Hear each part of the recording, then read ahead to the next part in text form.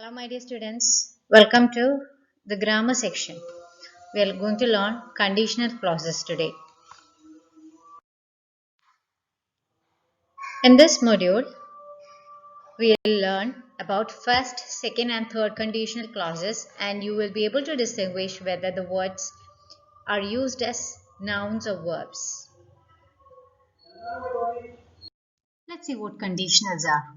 Conditionals are structures in English that establish what will happen if a certain event takes place or if a certain action is performed. So, conditional clauses tells us that if something would have happened that day, this will be its result. So, it is like it says the relationship, or it says what will happen, what is the result of a certain action.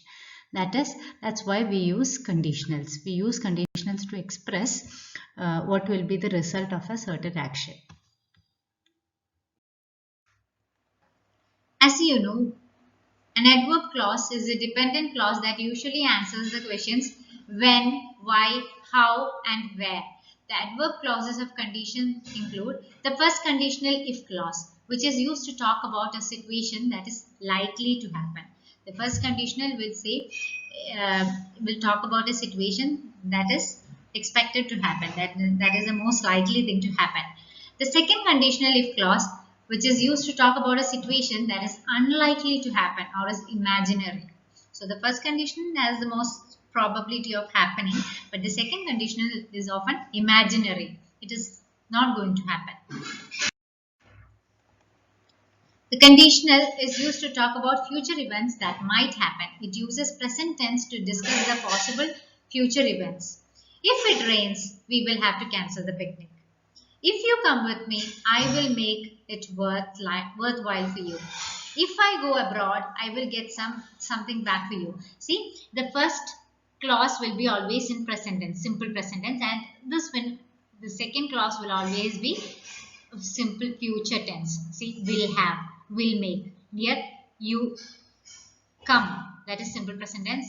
Go, simple present tense, but will get, future tense. Will make, future tense. So, often, always, the first clause will be in simple present tense and the resulting clause will be in future tense. That is first conditional.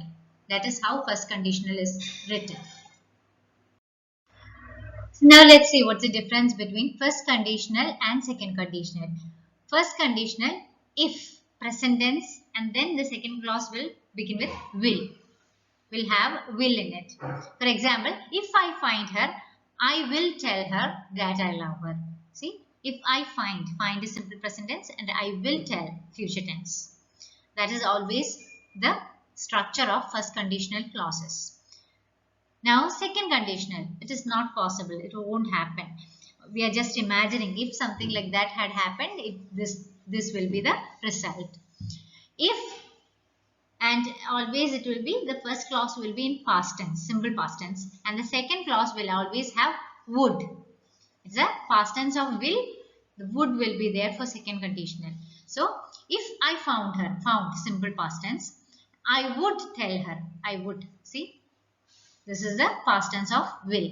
I would tell her that I love her. That is how second conditional is written. Second conditional is often imaginary. It's always imaginary thing. If I had found her, but he didn't find. So, if I had found her, yesterday if I had found her, this will be the case. So, that is the difference between first conditional and second conditional. See, this is the structure of first conditional. If plus simple present tense plus simple future. Usage. It is always used to talk about possibilities in the present or in the future tense. It may happen. It is possible. This what is talked is possible to happen. If it rains, I will stay at home. If I wake up late, I will miss the bus. So it might happen. So there is possibility of happening. That is the first condition. Now second conditional, if plus past simple means simple past tense plus next is present conditional. If I won $1 million, I would buy a new car. If I won only it will happen. He did not win, so this will not happen. He's just imagining, if I had one, I would buy this. Imaginary situations in the present or future. That is, second conditional is used for that. If I were you, I would quit smoking. That is not possible. So you understood second conditional? Now this is your TMLA. You have to mark 1 for first conditional and 2 for second conditional. If the sentence is in first conditional, mark it 1. And if the sentence is in second conditional, mark it 2. That's your TMLA. Now let's see what third conditional is. Third conditional is imaginary situations in the past. Second conditional was imaginary situations in the present. So let's see what will be the format of a third conditional clause. See, the structure is given here. First there will be if, then past perfect tense will be used. If I had got, that is past perfect tense. And then after the comma, the perfect conditional would be coming. That also will be in perfect tense. See, for the example, it's given. If I had got a gold medal, I would have been happy. It is just imaginary. He's imagining, oh, if that day, if I had got a gold medal, I would have been very happy. Like, it is imaginary. It is never going to happen.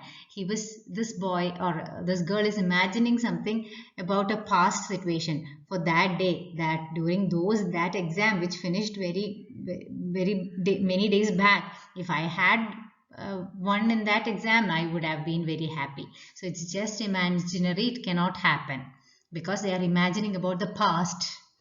See another example. If I had met Susan last week, I would have given her my pen or something. It's not complete here. I would have given her my pen.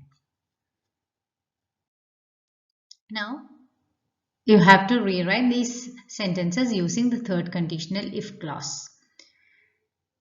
The first one is given in your text. The example is given in your text. Next 5 you have to do.